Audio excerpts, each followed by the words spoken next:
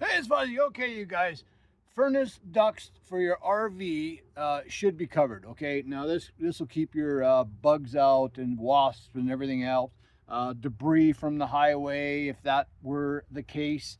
And they already have a screen on here, but it's not big enough. All right, I think that having these will save you a lot of heartache if you got a wasp nest in there built, and you know, if your RV is in storage or whatever have you, and you don't use it for, you know, a month or two or whatever, they can get in there and make a nest. Anyway, these screens are stainless steel and they're good and hard. They won't collapse on you. Okay. Now these particular brand just kind of move around, but they don't go anywhere. They stay right there. And this one comes with two screens and two springs and the wrench to put it on. Okay.